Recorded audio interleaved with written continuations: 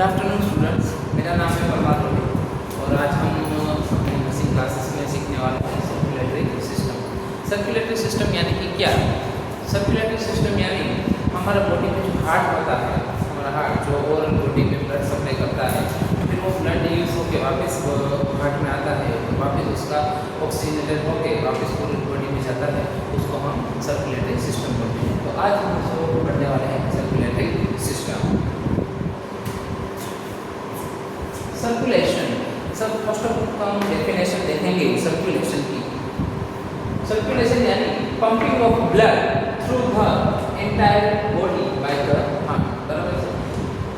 Pumping मतलब जो heart pump करता है कंटिन्यूअस, क्या पंप करता है? Blood through the entire body by the heart. Heart जो फुल बॉडी में ब्लड पंप करता है उसको हम सर्कुलेशन बोलेंगे। ये उसकी डेफिनेशन है, pumping of the blood through the entire body by the heart. Heart के द्वारा जो फुल बॉडी में ब्लड पंप होता है उसको हम सर्कुलेशन बोल सकते हैं। देन सर्कुलेशन, सर्कुलेशन में टाइप होते हैं coronary circulation, pulmonary circulation and systemic circulation. तो उसमें coronary circulation, the circulation of blood with in the heart, जो हार्ट के द्वारा हार्ट को खुद को जो सप्लाई करता है ब्लड, उसको कोरोनरी सर्कुलेशन बोलते हैं।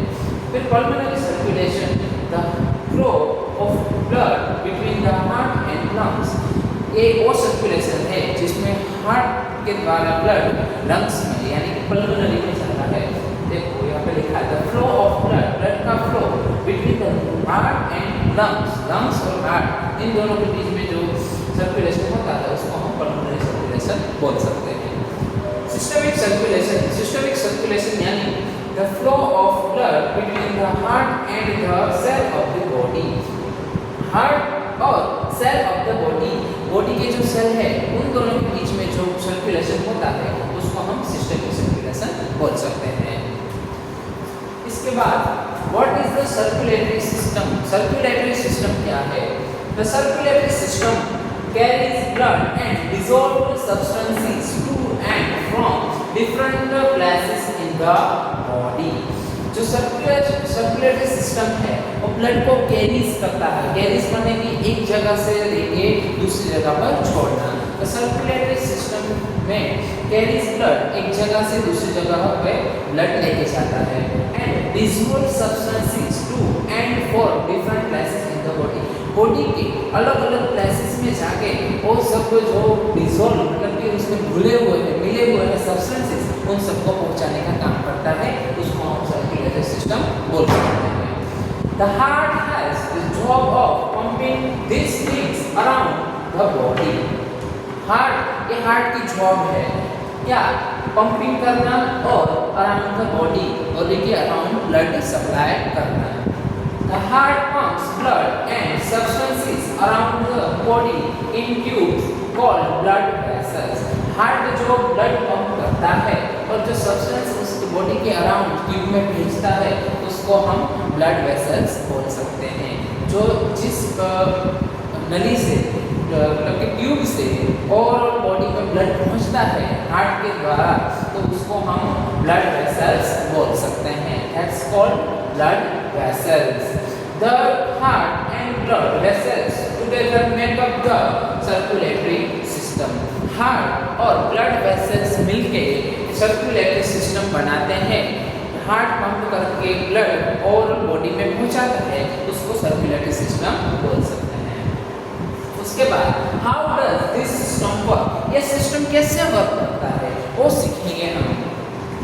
फर्स्ट ऑफ ऑल एक हार्ट होता है, उसके राइट साइड और लेफ्ट साइड। मैं यहाँ पे खड़ा हूँ, मेरे हार्ट यहाँ पे, हमको सबको पता है कि हार्ट लेफ्ट साइड होता है आगे की साइड। तो ये मेरी लेफ्ट साइड, हार्ट की लेफ्ट साइड हुई और ये मेरी हार्ट की राइट साइड हुई। तो राइट साइड में हार्ट में 4 चैम्बर होती है, right atrium, right ventricle, left atrium, left ventricle.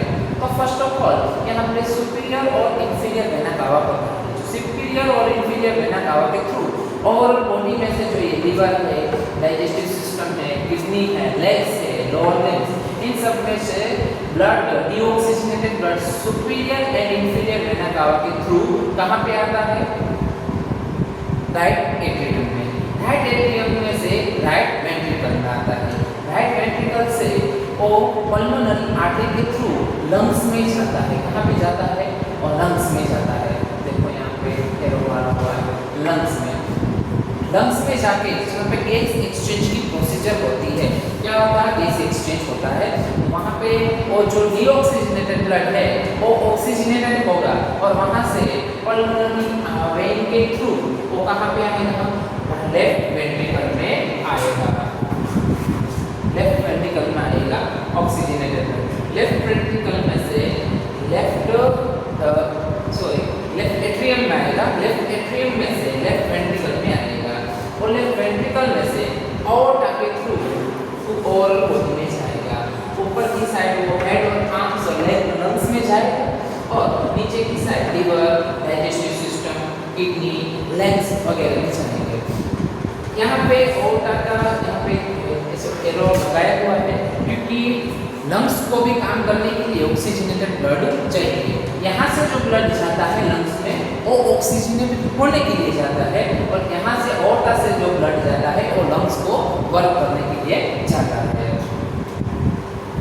Our circulatory system is a double circulatory system. This means it has two parts.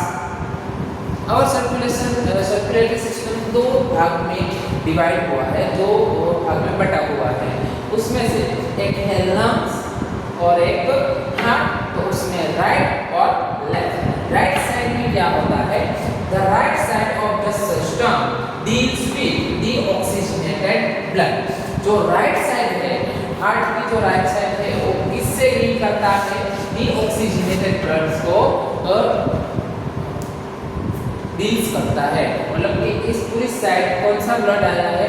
Deoxygenated है। और लेफ्ट साइड लंग्स में और हार्ट में कौन सा ब्लड होता है? पूरा ऑक्सीजनेटेड ब्लड होता है। Left side of the system deals with oxygenated blood. एक लेफ्ट साइड है पूरा ऑक्सीजनेटेड ब्लड के साथ डील्स करता है।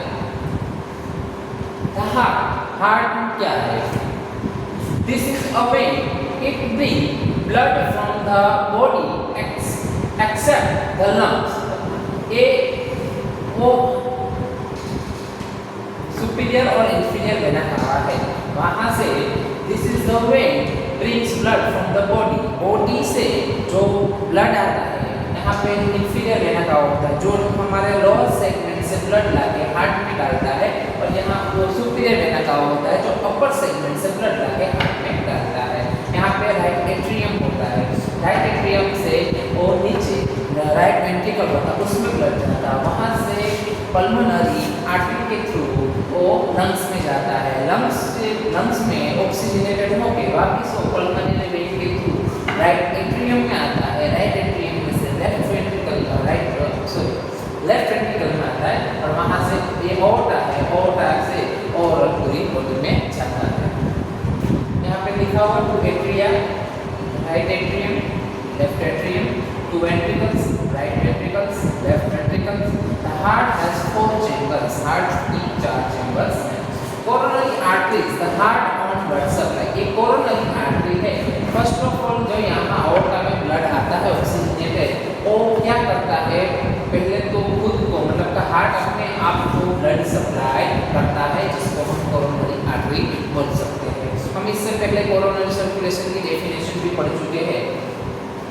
इसके बाद the heart artery to lungs, एक लंग्स में जाती है artery. Vein from head and body, head and body में से जो वेन मतलब कि सुपीरियर वेन आवा, ये है राइट एट्रियम, ये वाल्व है, ये राइट वेंट्रिकल है, ये लेफ्ट एट्रियम है, ये लेफ्ट वेंट्रिकल है और यहाँ पे वाल्व होता है। बाइकास्मिक एंड ट्राइकास्मिक दो वाल्व होते हैं। Artery to head and body, ये वो आर्टरी है aorta जिससे हम पूरी बॉडी में पूरी बॉडी में ब्लड सप्लाई करता है। और ये वो है जहाँ से लंग्स में ब्लड हार्ट में आता है। How does the heart work? Heart कैसे काम करता है? Blood from the body, body में से जो ब्लड आता है राइट एट्रियम में आता है, वहाँ से वो लेफ्ट राइट वेंट्रिकल में जाएगा। यहाँ पे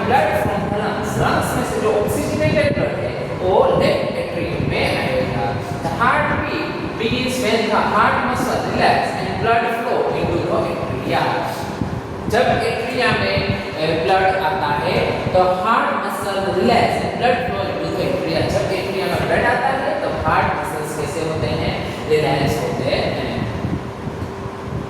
स्टेप 2, जैसे कि यहाँ पे राइट एट्रियम, यहाँ पे लेफ्ट एट्रियम, राइट एट्रियम से राइट वेंट्रिकल में ब्लड आएगा जो डीऑक्सीजनेटेड होगा, लेफ्ट एट्रियम में से लेफ्ट वेंट्रिकल में ब्लड आएगा जो ऑक्सीजनेटेड होगा। The atria then contract and the valves open to allow blood into the ventricles.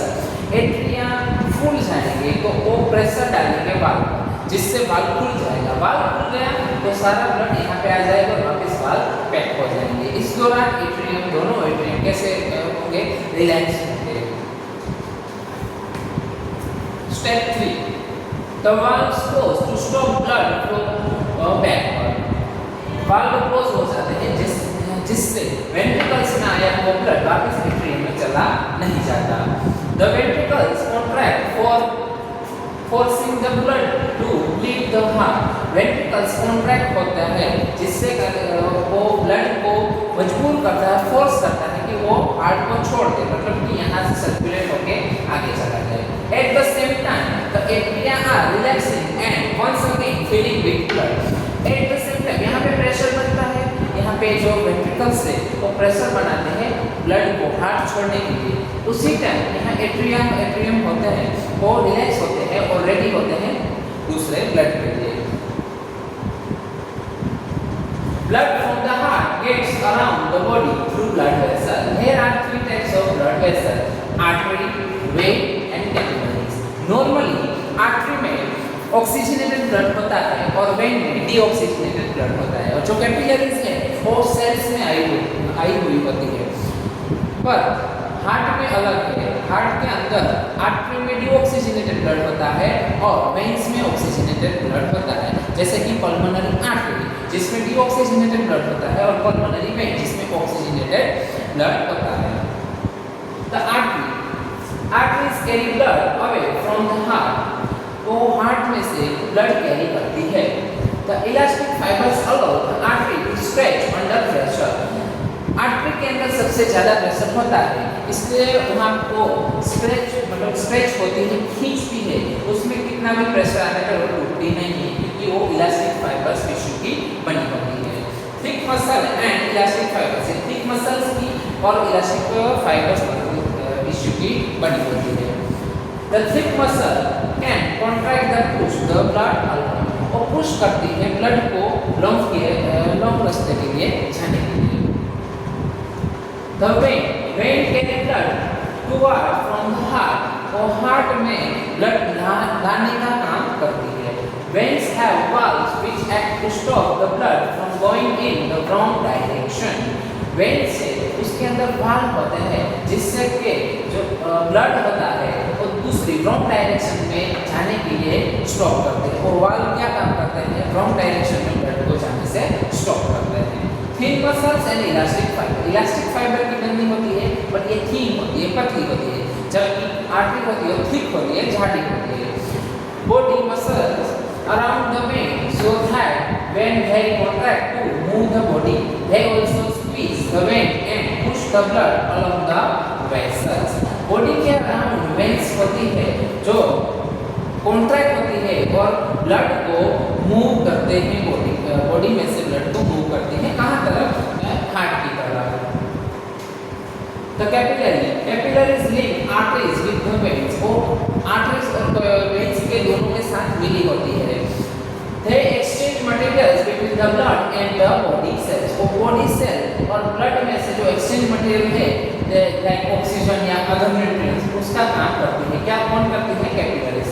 The wall of the capillary is only one cell thick, ये जो capillary की wall है वो वन सेल मतलब कि एक सेल जितना ही थिक होती है, मतलब इतनी जाडी होती है। The exchange of materials between the blood and the body can only occur through the capillaries, जो exchange material है वो ब्लड और बॉडी में can only occur through capillaries, capillaries के थ्रू ही वो एक्सचेंज हो सकती है। The capillaries, ये कैपिलरीज की ड्राइंग है। The collection of capillaries known as capillary bed.